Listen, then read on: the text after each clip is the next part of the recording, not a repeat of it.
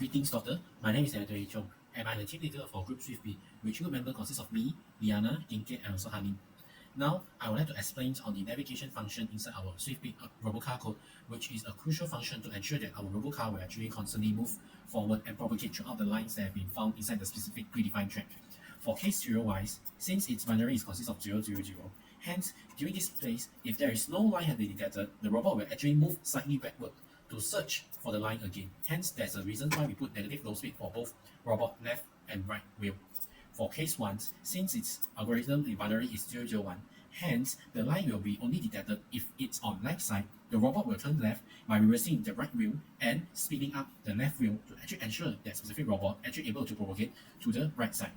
And for case 2, since its binary is 010, hence for this case, it will actually going to ensure that if the line is detected under the middle sensor, which means that the line is only right and middle, hence the robot will directly move straight forward by ensuring that both speed for left wheel and right wheel will be equivalent.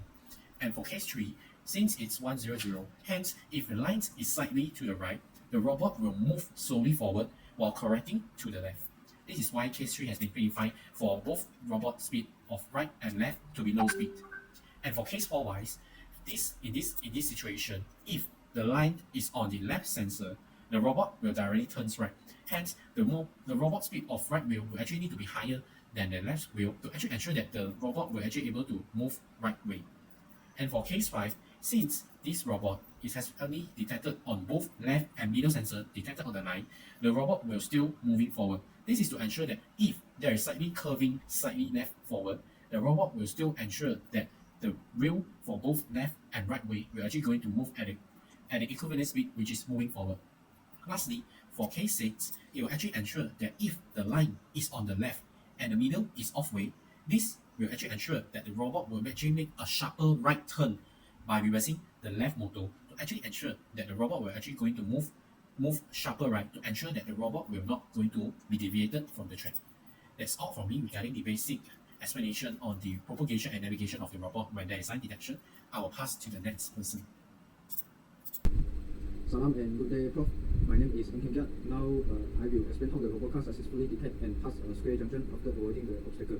So in this code, we use a if-else condition. So it will accumulate when in post-obstacle mode.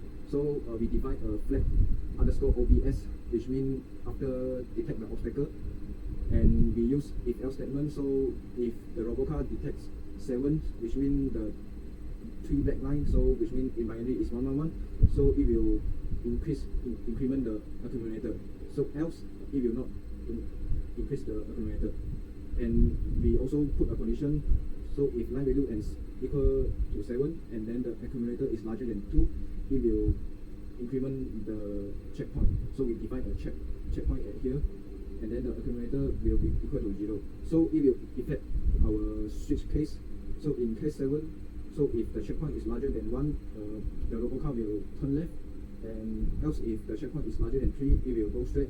And then to finals, so when it reached to point E, so we just force the RoboKar to turn right. So by doing this, the RoboKar will turn right on the square and then turn right to exit the square.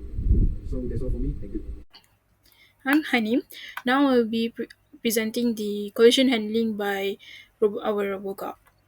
Okay, so for the first part of the collision handling code will be the void check collision function. Okay, on this function, we'll make use of the sensors on the RoboKar to check for obstacles for every 20 milliseconds. And if there is an obstacle available, the function will set my robot the obstacles into 1. Or if there is no obstacle available, my robot the obstacle will stay 0. And if there is an obstacle available, this part of code will be executed. Okay, so first, if the RoboKar detect an obstacle, it will stop, and then it will let out a honk, and then after letting out a honk, it will reverse to, and then My name is Aisha, and I will present on the blink LED task. First thing that we do is to define the priority for this task, which is we define the task blink LED priority, and we put the number equal to 5, which is the lowest priority. Next, we actually define the stack for this task blink LED, and for the next part, we actually define the function of blink LED task. So inside this function, we initialize the light and also horn equal to 0, and we put a infinity for loop so that it will keep looping. The first line here, we actually detect the light from the robot sensor, and we store the value inside the light bell. So inside this if function here, so if the light value that we detect from the robot sensor is greater than 75, which is 75 is the frequency inside the room, so it will turn on the LED light.